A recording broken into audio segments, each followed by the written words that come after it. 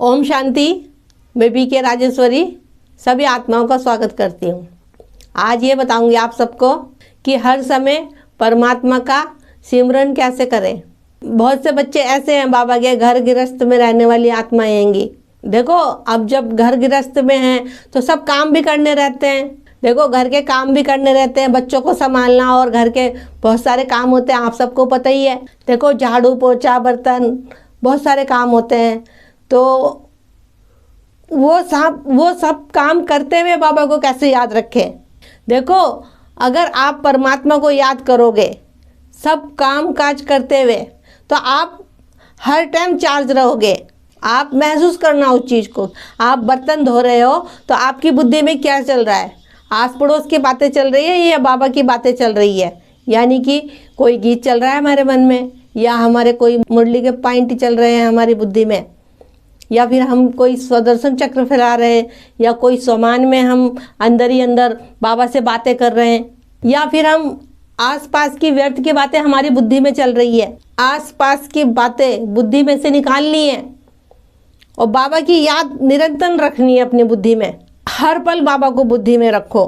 कोई भी काम करो, आपका काम भी आप काम करोगे बाबा की याद में तो आपको पता नहीं रहेगा कि आपका काम कब हो गया, कब आपके कपड़े धुल गए, कब आपके बर्तन धुल गए। क्योंकि हम बाबा की याद में रहते हैं तो वो काम हमारा हुआ ही पड़ा रहता है।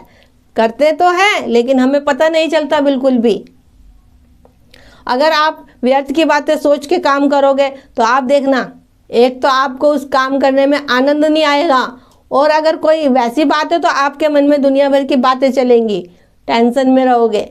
लेकिन अगर बाप की याद को लेके आप कोई काम करोगे तो आपके अंदर एक उत्सव रहेगा।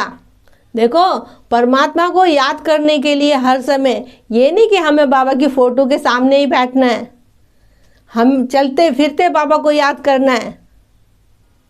कहीं भी बाबा को याद करो, हमें तो मन बुद्धि से याद करना है बाबा को।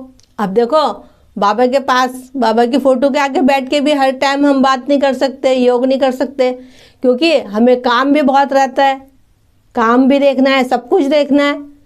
तो निरंतर याद यही है कि हम हर एक काम करते हुए बाबा को याद रखें। बच्चे क्या करते हैं, मुरली सुन ली सुबह, फिर काम में लग गए तो फिर बाबा को भूल गए। लेकिन उसके लिए आपको निरंतर प्रयास करना रहेगा। काम काज करते हुए फ़ोन में बाबा के गीत सुन लो, कोई कमेंट्री चला लो, कोई क्लास सुन लो।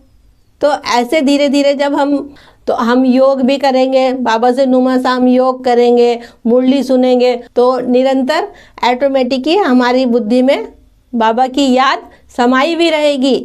आप अपने फ़ोन में रिंगटोन लगाओ, वॉलपेपर में बाबा की फ़ोटो लगाओ, जिससे कि हम जितनी बार किसी का फ़ोन आए हम उठाएं और हमें बाबा की फ़ोटो दिखे।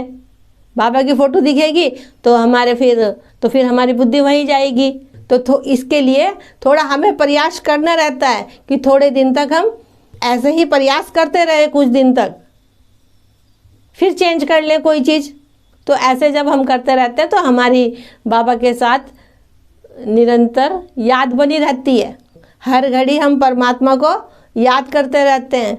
लेकिन ये सब जब ही होगा जब हम अपने को आत्मा समझेंगे और कोई स्वार्थ ना हो हमारे अंदर, कोई इच्छाएं ना हो हमारे अंदर। जैसे कि बाबा कहता है ना कि जीते जी मर जाओ, जीते जी मरना है। तो जब हमारे अंदर कोई इच्छा ही नहीं रहेगी, कोई स्वार्थ नहीं रहेगा, कोई लोभ नहीं रहेगा, कोई मोह नहीं रहेगा और परमात्मा पे पूरा निश्चय रहेगा। देखो, सब में पहले तो आत्मा का पाठ। देखो, वैसे तो अपने बाप को, परमात्मा को याद करने के लिए कोई ज़्यादा कुछ किसी चीज़ की ज़रूरत नहीं हैगी हमें। अगर हमने इतना निश्चय पक्का कर लिया अपने अंदर कि मैं आत्मा हूँ और परमात्मा ज्योति बिंदी वो हम आत्माओं का पिता है, इतनी भी बात हम अपने दिल से पक्की कर लें ना, निरंतर याद हमारी अंदर बनी रहेगी। लेकिन वो सब हो हमारे दिल से। जब ये दिल से बातें होंगी ना तो फिर हमें याद करने की ज़रूरत नहीं है, कोई चीज़ गाना सुनने की ज़रूरत नहीं है, कोई कमेंट्री नहीं है। ये तो बाबा की एक पढ़ाई हैगी। लेकिन जब दिल से प्यार बाबा से हो जाएगा तो फिर हमें किसी चीज़ की ज़रूरत नहीं है। वो ऑटोमेटिक ही हमारे अंदर बाबा की, हमारे पिता की याद चलती रहती है। तो मेरा आज की वीडियो को बनाने का यही उद्देश्य है कि हर समय परमात्मा का सिमरन कैसे रहे। तो ठीक है, फिर चलती हूँ। कल फिर मिलूंगी कोई नए टॉपिक के साथ। जब तक के लिए ओम शांति, ओम शांति।